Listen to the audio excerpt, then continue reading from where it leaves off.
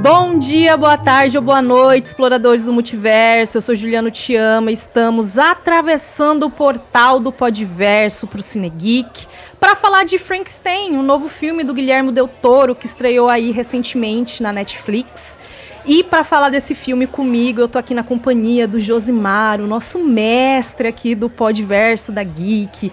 Ele que, além de ser o nosso editor também, né, é o fundador do multiverso. E também o Rafael Vandroy, que é escritor de literatura fantástica e suspense policial e também é um dos fundadores aqui do podcast. E nós temos a Paula, que também é uma, né, das pessoas que compõem aqui. Eventualmente ela aparece num episódio e outro, então sejam todos muito bem-vindos. Olá, tudo bom? Fala, galera. Antes da gente seguir aqui com o papo, né? Se você ainda não nos segue nas redes sociais, a gente vai deixar os nossos arrobas aqui. O meu é Deixa Eu Te Indicar no Instagram, TikTok e YouTube, onde eu falo sobre filmes e séries. E, pessoal, deixem aí os seus. Sou a Paola. Em breve trarei novidades. Mas eu não tenho nenhum perfil para vocês acompanharem, porque eu sou um pouco de fora do mundo geek e tô voltando agora ativa. Então logo, talvez aí venham novidades também para vocês me acompanharem. E passo a palavra para o pessoal que vocês já estão acostumados. Fala, galera, beleza? Para quem gosta de literatura, por favor, entrar lá no meu Instagram, @RafaelVandroy. Ano que vem vou lançar mais 2 livros, então fiquem por dentro, acompanhem lá o link da bio. E é isso, galera. Grande abraço. E é claro, sigam @multiverso.dageek para muito mais conteúdo aqui, além do nosso podcast, tem Multiverso Express, tem outras coisas por lá, então nos sigam para bastante coisa. Isso mesmo. E não esquecer de seguir aqui o podcast, né, no seu escutador de preferência. E ó, a gente viu que tem muita gente que tá seguindo o podcast, mas ainda não avaliou a gente, hein? Então já taca aí as 5 estrelas pra gente saber que você tá curtindo os nossos conteúdos por aqui, porque afinal toda semana tem novidade aqui nesse Podverso, né, minha gente? Então, editor, vulgo Josimar, abre o portal.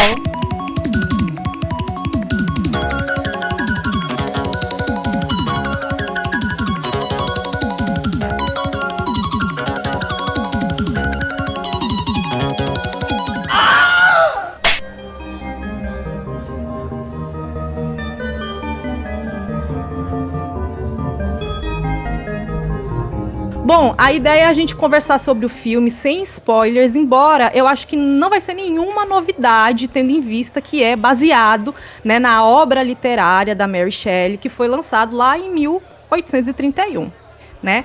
Mas, bem, Frankenstein não é apenas um filme do Guilherme Del Toro, né? Ele é o filme. E ele acabou revelando, né, que sempre sonhou em fazer esse projeto.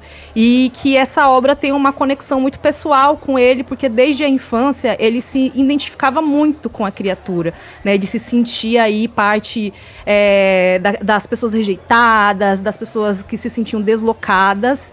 E eu queria saber o que vocês acharam do filme, se vocês acham que realmente foi, assim, uma obra muito pessoal dele. Esse filme me surpreendeu de um modo positivo, que geralmente obras que englobam literatura para filme não me agradam muito. Frankenstein é algo que eu acompanho há muitos anos por ser fã de Mary Shelley. E originalmente a ideia foi feita em 1818, né, num verão que teve lá na Europa. E foi o desafio literário, né? E o livro saiu com outro pseudônimo, né? O marido da Mary Shelley, que assinava as obras por ela, em 31, que foi homologado com o nome dela. E quando eu vi o filme, eu tentei ver sem meio que ter expectativas do que ia abordar, porque Drácula me decepcionou muito. E assim, eu adoro esse tipo de literatura. A hora que eu terminei o filme, eu estava embasbacada, porque foi muito bom. E assim, me surpreendeu positivamente. Então, quem não dá chance para obras literárias adaptadas em filme, é uma oportunidade aí para se surpreender. Eu vi esse filme, vi o trailer, né, a primeira vez, e falei, nossa, cara, Guilherme Del Toro é um cara fera, um diretor fera. Eu sempre gosto dos filmes dele, né? Um exemplo é o Labirinto do Fauno, que eu amo esse filme, eu acho perfeito esse filme.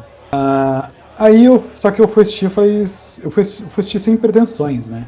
Então, tipo, eu não tive muita expectativa, mas que nem a Paula disse, me surpreendeu positivamente, sabe? Tipo, obras literárias que tiveram adaptações, a única que eu curti muito, muito mesmo foi Jogos Vorazes, que eu tinha os livros aqui, né? Então eu li os livros, eu gostei. Mas Senhor dos Anéis, eu gosto muito, mas entre o filme e o livro, eu prefiro o livro. O Josimar vai me matar, mas tudo bem. Mas ele sabe que eu gosto de Senhor dos Anéis, tanto quanto ele, então é tranquilo. Mas essa série, esse filme, ele me lembrou muito uma série, não sei se vocês já ouviram falar dessa série, ou tiveram a oportunidade de assistir, a série chamada Penny Dreadful. Ai, sim, adoro. Lembrou muito, por quê? Por causa do diálogo. Acho que o diálogo desse filme, comparado àquela série, é um diálogo muito rico, é um diálogo gostoso de ouvir, é um diálogo, tipo, como eu posso escrever? Que transporta você pra dentro do filme, sabe? Tipo, eu não sei explicar, não sei se estou fazendo sentido para vocês, mas é algo que É poético, exato, é como poético. se fosse uma poesia. Isso, Eu curto esse tipo de pegada de filme, de livro, então eu acho que a semelhança entre as duas obras, o filme e a série que eu mencionei agora, são muito grandes. Tirando, lógico, as cenas mais calientes que tem na série, mas que a gente não tem no filme, mas no contexto geral elas são bem parecidas. Gostei demais do filme. Eu gostei do filme também. Eu tenho alguns pequenos poréns, eu não acho ele perfeito. Mas no geral, assim, eu gosto bastante. O Guilherme Del Toro é um cara que, visualmente falando, ele sempre vai entregar. Então, visualmente, assim, eu acho excepcional. Mas, ao mesmo tempo, eu tenho alguns pequenos poréns que eu acho que o Guilherme Del Toro, apesar de ele ser sensacional, ele acaba fazendo o mesmo filme. Então, a ideia de ele querer fazer o Frankenstein, ela tá em todos os outros filmes dele. Né? O complexo do criador-criatura tá em todos os outros filmes dele. Então, por isso que eu acho que ele entregou tudo que ele precisava no Frankenstein. Então, vamos ver, em questão de direção, daqui pra frente, acho que o Guilherme precisava, sabe, tipo, explorar outras coisas, assim, agora que ele fez o Frankenstein, que ele conseguiu fazer o que ele queria, aí começar a sair um pouquinho mais além, assim. Porque, pra mim, tipo, os filmes dele, o esqueleto, são basicamente todos iguais. Ele entra numa pegada meio Tim Burton de fazer questão de deixar a assinatura dele, né? A estética dele, o gótico dele bem registrado no peso da obra. Exato. Isso é. Até Hellboy, né? Até Hellboy tem isso. Sim, é bastante assim. Labirinto do Fauno, que foi citado, é uma grande obra dele que eu acho que alavancou muito o nome dele no cinema para essa nova geração de quem começou a absorver gótico a partir dos anos 2000, né? Sim, Labirinto do Fauno, acho que é a obra-prima dele. Esse aí não tem como, cara. Labirinto do Fauno não tem como. Acho que é o mais emblemático dele, né? É o mais marcante, total, assim, na memória das pessoas.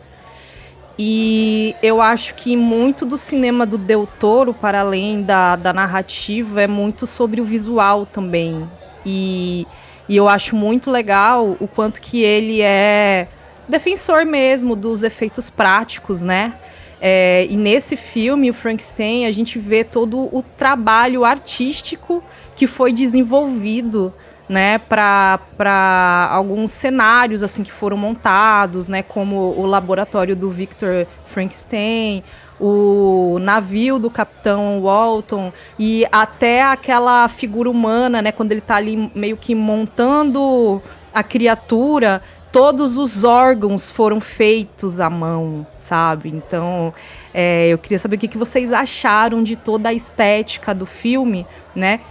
E também tem ainda a questão deles terem filmado em determinadas locações, né? Em locações específicas para pegar ali as construções, aquela coisa mais gótica, né? Então, assim, uma coisa que ele fala é que ele só faz uso, né, tipo de efeitos especiais, efeitos digitais, quando existe um limite físico, né, para desenvolver o que ele está querendo fazer na tela, e isso eu acho muito interessante. E esse filme, esteticamente, né, na minha opinião, ele é muito bonito, muito, assim, figurino, fotografia, maquiagem, tudo. Mas o que vocês acharam?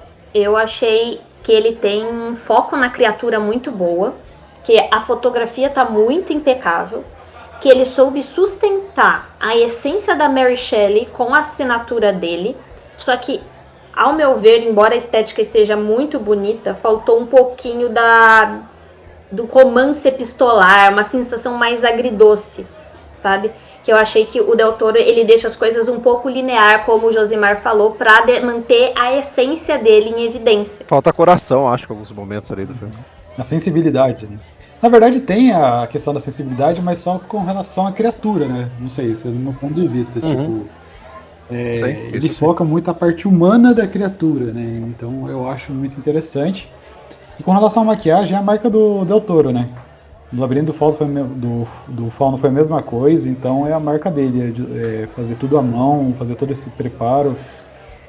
Então, até no Hobbit, né, quando ele estava começando, ele ia, né, na Jornada Inesperada, lá, sabe? É uma jornada inesperada. Uma jornada inesperada que ele era para ter feito parte, né, da direção, mas no fim acabou saindo no meio, não lembro agora o motivo por que ele saiu na época. Liberdade criativa, era uma das coisas lá. Essa questão dos efeitos, né, dos efeitos especiais, ele não tava concordando muito com algumas coisas e tal, porque eu até entendo certos pontos ele, né, porque eu não vou entrar em discussão da trilogia do Hobbit aqui, porque vamos falar de Frankenstein, que eu acho que é melhor. Tem boas questões, assim, então vou dar, tira. Esqueça o que o Rafael falou. Vou voltar para Frankenstein. Cara, a questão do visual eu acho excepcional.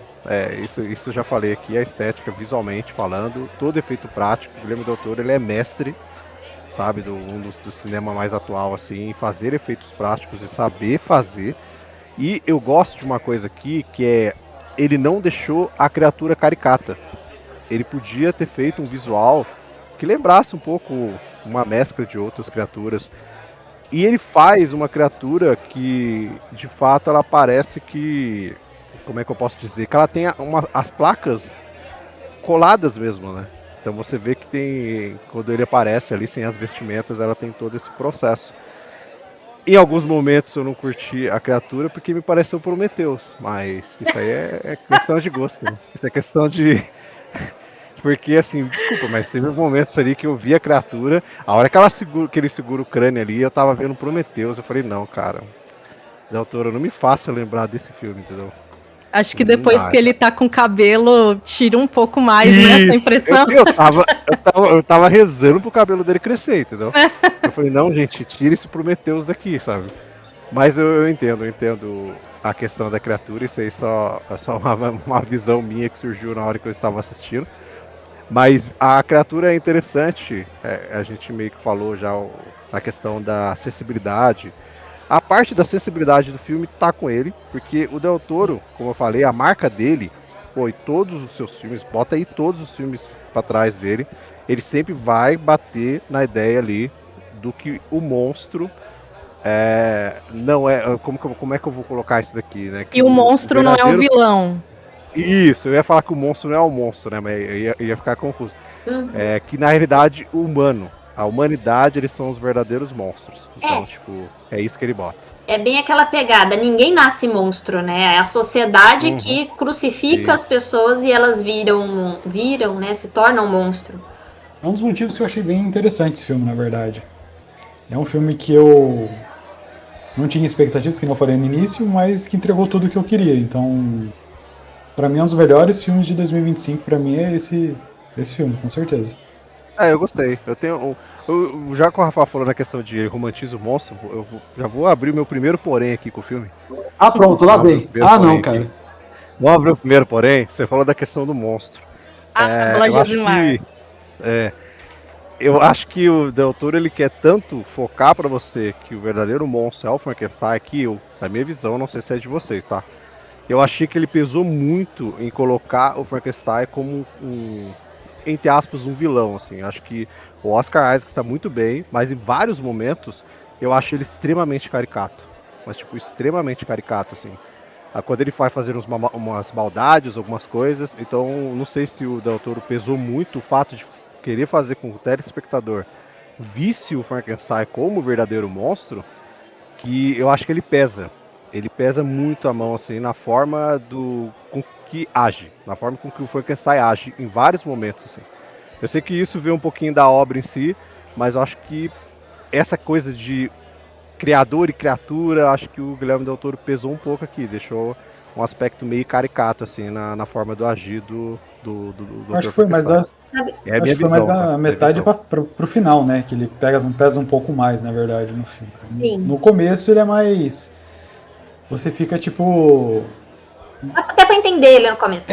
Exato. Agora, da metade pro final, que você começa a pegar mais pesado essa parte, o lado vilão do Frankenstein, né? É, fica totalmente carregado. No começo ele precisa fazer com que você ache que que o Frankenstein tá indo atacar ele, que o monstro tá indo atacar ele, ele quer que você veja ele como tá indo atacar o doutor ali, que é esse ser que você não vê o rosto, que começa a pular, sabe? Tipo, a câmera pega de alguns ângulos pra fazer o Jacob Elord, que já tem quase 2 metros de altura, parecer que tem 3, né? Tem uns ângulos que a câmera pega assim, que pra parecer que o cara tá gigante, né? E outra coisa que eu acho legal é isso, tipo, ele pegou o Jacob Elord, que o cara tem 1,95 m, acho, alguma coisa assim, eu não vou saber. No Euforia não parece que ele é tão alto assim, né? Mas aqui. E ele consegue ficar mais alto ainda, né? Que é a forma das vestimentas, a forma com que o Del Toro filma ele. Tem vários momentos ali. Eu acho que isso é drogada da questão das pessoas entenderem o trauma, a questão do abandono. Porque a criatura realmente passa a ser ilusão de estar muito maior, então o trauma dela está aumentando. Isso. E eu acho que isso trouxe também uma visão da dor, que é explicada em cima do monstro, né? A visão do criador e da criatura. E que quem não leu o livro, não acompanhou a obra, ou que a Mary Shelley passou para escrever isso, consegue ver através da fotografia. Eu acho que esse peso dramático da criatura, na minha opinião, ficou muito bom. Eu acho que foi um ponto alto. E, surpreendentemente, o Jacob Elord, para mim, ele foi o melhor papel da carreira dele. Pra gente que conhece ele, né, ali das comédias românticas, né, os 3 Barraca do Beijo, aí depois vem ele em Euphoria, e enfim, ele fez também o Elvis, né, depois, a carreira dele foi começando a subir, mas aqui, pra mim, foi um grande ponto de virada, porque inicialmente quem tinha sido cotado para esse papel era o Andrew Garfield, né, Pois é, o Andrew é um excelente ator, mas assim, é difícil a gente falar se ele faria um trabalho melhor ou inferior, né? Mas assim, por conflitos de agenda, ele acabou não conseguindo seguir com o projeto. E aí o Jacob entrou. E assim, honestamente, este filme me deu uma outra visão sobre esse ator. Ele conseguiu ter uma entrega muito boa. Um trabalho não só ali de, como é que eu posso dizer, corporal, né, com toda aquela movimentação bem inicial, bem que ele faz no início, né, que ele fica ali meio que agachado, que ele meio que tá aprendendo, né, ele é uma criança ali inicialmente, né, até tem até aquela cena que ele vai pro quarto do Victor, né, e daí o Victor abre a janela e aí ele se assusta, porque ele nunca viu a luz do sol, e aí ele fica ali numa movimentação, né, enfim, achei o trabalho corporal muito bom, achei o trabalho na parte de voz também, né, e eu consegui sentir empatia através da atuação dele. Você realmente consegue ver que a criatura, ela se tornou violenta e ela se tornou, entre muitas aspas, um monstro, não porque ele nasceu desse experimento, mas porque ele foi abandonado pelo seu próprio criador. Tanto é que aqui, quando ele encontra com o Victor, ele falou meio que você me condenou, né? Porque eu não posso morrer, né? Mas eu também não quero ficar sozinho. Então a gente vê que existe muita dor ali a partir dessa interpretação que o Jacob deu. Então eu fiquei positivamente surpresa com o trabalho dele para esse personagem. Eu acho interessante também a questão do ponto de vista, né? Por exemplo, se você vê apenas a versão do Frankenstein no começo, você vai ver que o monstro é um monstro, tá ligado? Mas se você ouvir a versão da criatura, você vai ver que a criatura, na verdade, não é uma criatura em si, mas sim um humano que está ferido por dentro. Então acho da hora essa questão do ponto de vista, né? Que tem no filme, eu acho bem interessante. E vamos lá, Josimar, né? Josimar vai. Eu gosto demais da atuação do Josimar, eu Jake, vou acho colocar que você no o mudo, ele tá cara. sensacional. Eu, eu acho que ele tá sensacional, mas assim, meu ponto de vista, tá? Como eu falei aqui, eu acho que falta coração em algumas coisas. Eu sinto a sensibilidade do monstro, mas acho que faltou muito mais coisa. Então eu acho que quando o filme acaba, eu sinto empatia pelo monstro, porque eu sinto ódio pelo Victor. Eu falei da metade diante lá, como vocês falaram, ele fica extremamente caricato. Então eu sinto empatia pelo monstro porque eu tenho ódio do cara. Como eu falo, o Guilherme Del Toro me forçou a odiar aquele personagem. Então, tipo, eu não consigo sentir empatia pelo Frankenstein simplesmente sem ele. Tira Frankenstein, ó eu fazendo uma de Zelda aqui. Frankenstein, o monstro. Eu não sinto empatia pelo monstro simplesmente sozinho. Vamos supor que eu estivesse vendo um filme que não tem o Frankenstein, só tem o monstro. Eu não conseguiria sentir empatia por ele. Entendeu? Eu consigo sentir empatia por ele porque eu tenho ódio do outro cara.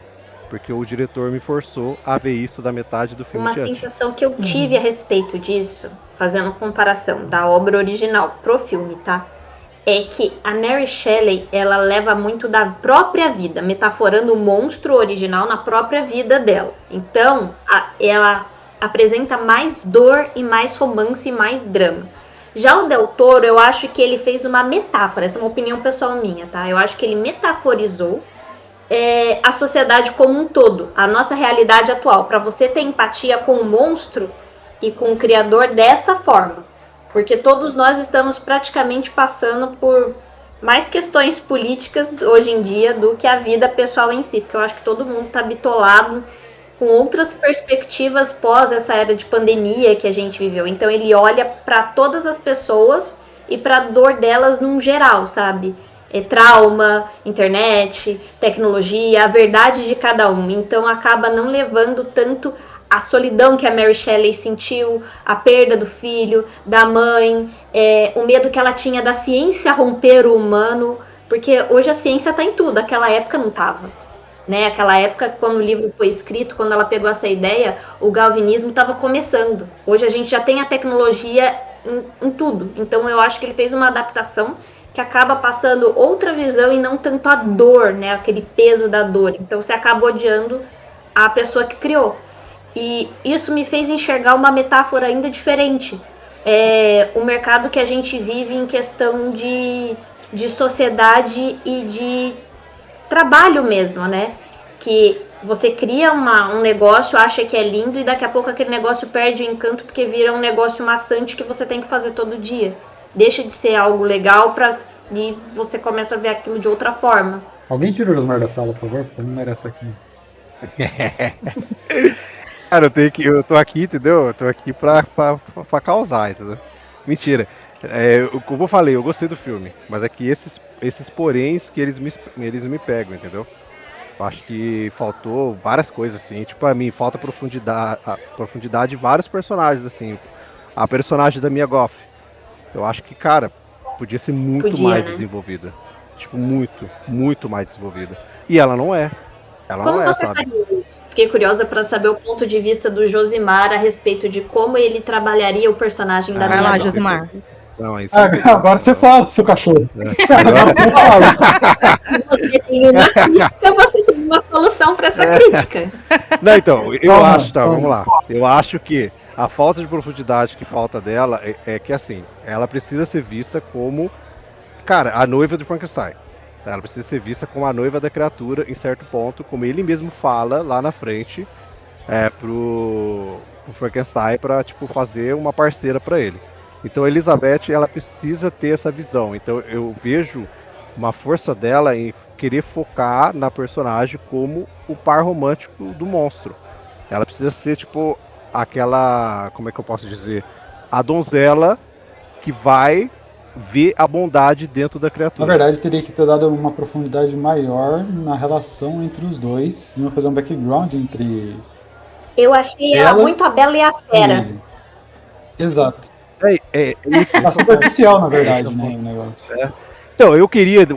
A questão que eu digo de desenvolvimento é que, tipo, ela precisava se desprender disso que eu acabei de falar.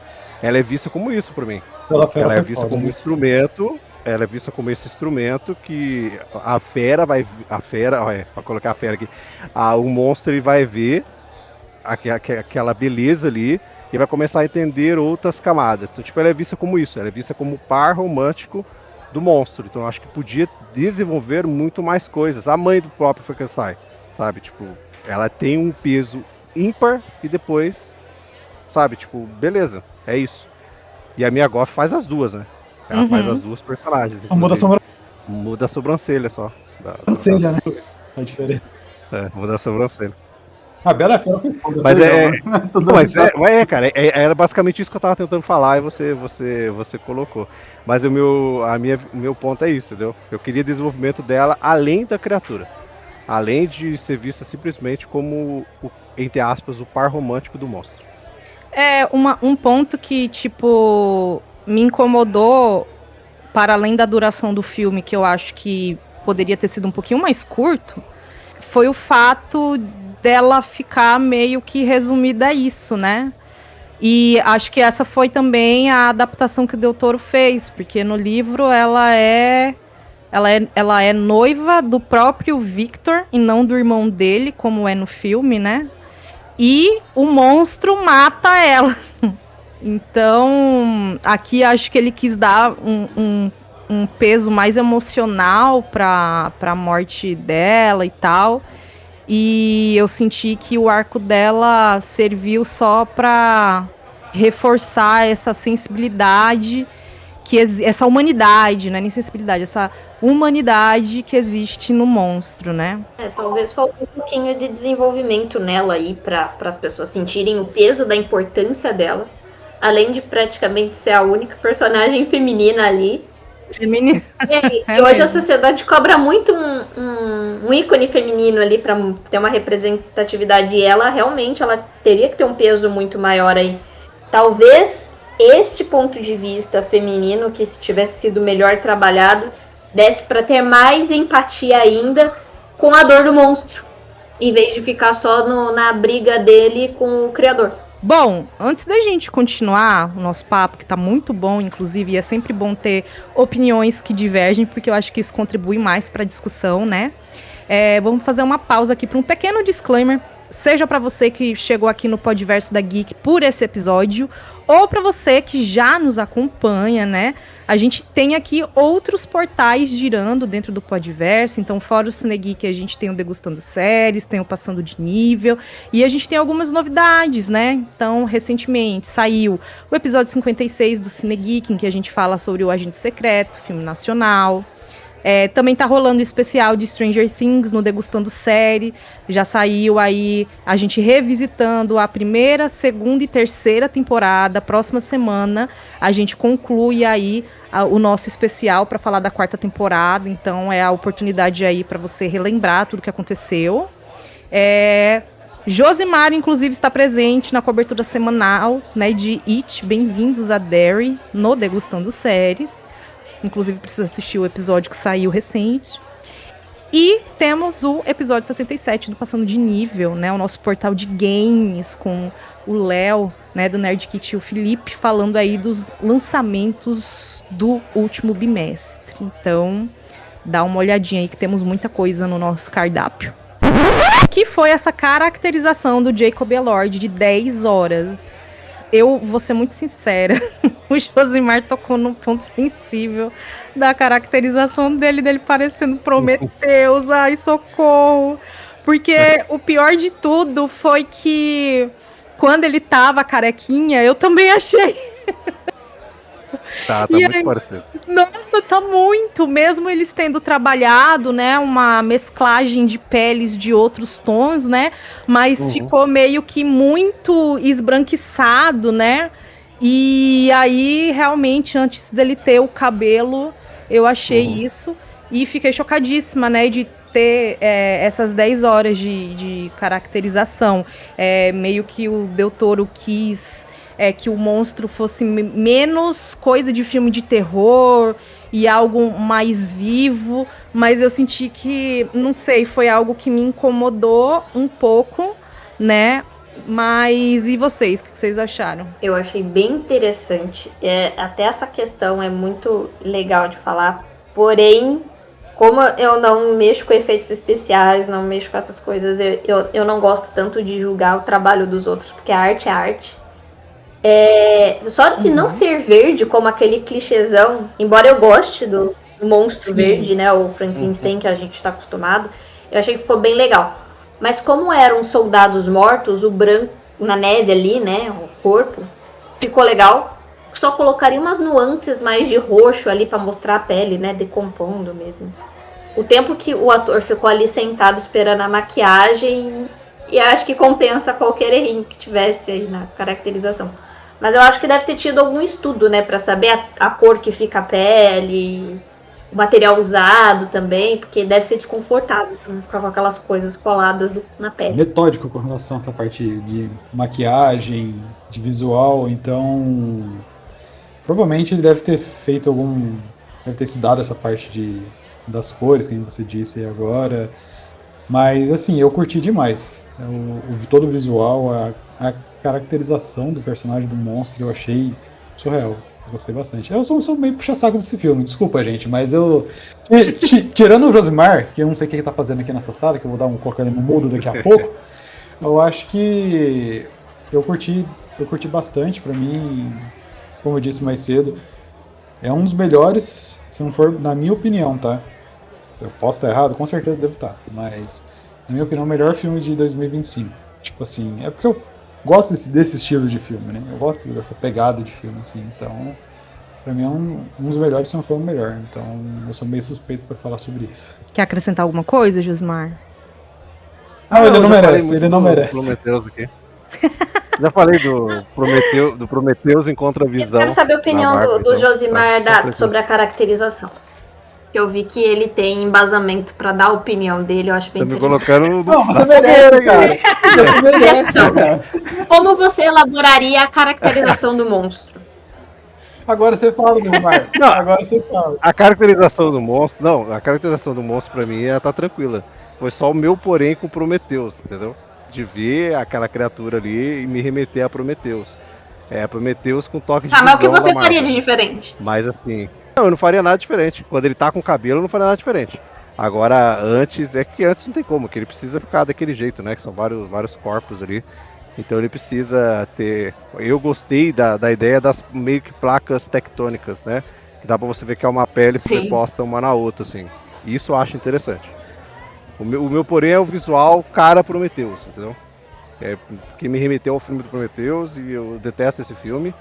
E aí eu acho que ficou marcado na minha cabeça. Mas quando ele tá de cabelo, quando ele tá com as vestimentas ali que depois ele encontra, aquilo pra mim é show.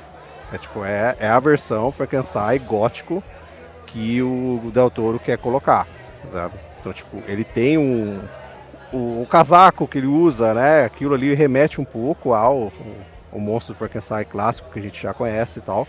Mas precisava, querendo ou não, sair do caricato mesmo, do caricato que a gente já tá acostumado, pô, quantas décadas aí que a gente não vê, sabe? Então tem uma coisa meio asiática no estilo dele ali. Isso eu acho interessante. O meu, porém, é lembrar o outro filme só. Mas e se essa fosse a intenção do Del Toro de... porque vai dar um senso de nostalgia na pessoa. A gente não sabe. Se essa foi a intenção do... Cara. Você tá pedindo boi com o cara, velho. Del Toro não pode. Del Toro, que é o Del Toro, não pode ser fã do Prometheus. Não, mas talvez seja, não sei. Talvez ele pode ter bebido da ideia. O nome da obra é o não sei. Prometeu Moderno, né? Não é? É o Prometeu Moderno. Isso. Então, Josmar, já fica uma dica, né? Deve ter gostado. No moodboard dele, ele escalou isso lá como validado e... Não, mas o visual dele é bom, sim, pô. É eu que tenho porém mesmo. E no geral, qual é a nota de vocês pro filme de 0 a 5? Porque é a escala que eu uso. Não sei da nota de 10. Eu sigo o Letterboxd, galera, foi mal. Bom, eu vou dar 5 porque ficou uma adaptação muito boa. É raro eu gostar de adaptações e essa eu estou até com vontade de assistir de novo, com mais cuidado e com um olhar mais crítico e menos visão de quem é fã da Mary Shelley, sabe? Dar uma chance maior pro Del Toro como diretor do que pra obra original. Porque eu sempre assisto filmes assim, baseado em obras literárias, ou julgar no meu gosto por livros. Mas dessa vez eu quero assistir com uma visão um pouquinho mais de cinema mesmo. Cara, eu vou falar minha nota antes de Josimar, porque eu sei que Josimar é complicado. Influenciado. A minha nota... Oi? Influenciado, ia mudar de opinião se fizesse depois dele. Não vou não, capaz. Não vou nada, esse filme pra mim é magnífico, então minha nota é 5. É um filme fantástico. Eu puxo o saco mesmo pro filme. Desculpem os haters, mas o filme é muito, muito bom, é magnífico. Tem uma poesia em cada diálogo, em cada estrofe. Então, eu acho perfeito esse filme. Então, minha nota é 5. Caraca! Aí, Josimar, fica aí essa peteca pra tu agora. Josimar, pensa bem, tá? Só dois Cara, eu conselhos pensei pra você, muito, cara. assim, em vários pontos da nota. Quando eu terminei o filme, eu tava com 4 estrelas. Mas depois, quando eu digeri muita coisa, agora eu fecho com 3 estrelas e meia. Cara, Dos vários poréns que eu cara, tenho. isso é uma ofensa, você é um herege, cara. Cara, 3 estrelas e eu meia quero os hoje em argumentos dia dele pra essa é nota. uma nota grandiosa, assim. Perfeito, Paulo. É uma nota grandiosa, cara. Pessoal, que tá Então, acompanhando vamos esse lá. Geek, agora Essa nota eu tenho os é argumentos. Calma, vou dar meus argumentos aqui. Tá, vamos lá. Por que 3 estrelas e meia ou vulgo 7? Pra quem gosta de nota de 0 a 10 aí. Toda a questão da sensibilidade do filme, falta de profundidade em vários personagens, como eu falei aqui da Mia Goth, até o personagem que eu esqueci o nome agora, do Christopher Waltz, também podia ter muito mais profundidade do que o que dá a impressão de que ele tem. O filme é longo, não precisava ter 2 horas e meia, assim. Tem alguns momentos que ele se arrasta. E ele se arrasta e faz com que o terceiro ato seja extremamente corrido, assim. Eu acho o terceiro ato do filme muito corrido. As coisas vão acontecendo assim, ó. E, então, tipo, ele faz um filme longo, mas ele se arrasta no final. Quer dizer, ele corre no final. Então ele podia ter feito um pouquinho do reverso ali. Arranca um pedaço do meio do seu filme pra você fazer um final um pouco mais, sabe? Tipo, dar uma ênfase maior no final, porque o final do filme é corrido. Tá? Pra mim, na minha visão, assim, o final do filme ele é muito corrido. E questão de falta um pouco de sensibilidade, falta coração em algumas coisas, falta profundidade. Tem diálogos excepcionais no filme, sabe? Isso não tem como falar. O visual do filme é magnífico. O visual da criatura, eu falei do meu porém aqui, mas eu acho o visual dela, sim, excepcional. Mas é isso, em questão da estrutura narrativa do filme, eu acho que não é só a beleza que vai vender o filme. Então, na questão narrativa, pra mim tem esse porém, assim. Um filme longo, que se estende e se arrasta em determinados pontos. Para no O que final você falaria pro Del Toro? Eu falaria pro Del Toro, você fez Frankenstein, agora esquece, amigo. Esquece, faz outra história. Esquece do criatura e criador. Você fez o filme que tu queria. Então agora use esse visual todo que você tem para fazer E você acha que a Mary Shelley O viraria Del no Toro túmulo já- depois disso ou ela aprovaria? Aí, Ela tá imprensando o Josimar na parede, Concordo viu? com a Paola, velho, concordo. Tem que ser assim. Mas a obra é dela, né? Vai que ela quer virar a própria criatura e sair do túmulo e vir puxar o pé do Del Toro aí, ó. Não tá legal. E do Rosemar, né? Na questão dela, eu não sei, Leia. eu não li o livro, tá? Do Frankenstein da Mary Shelley.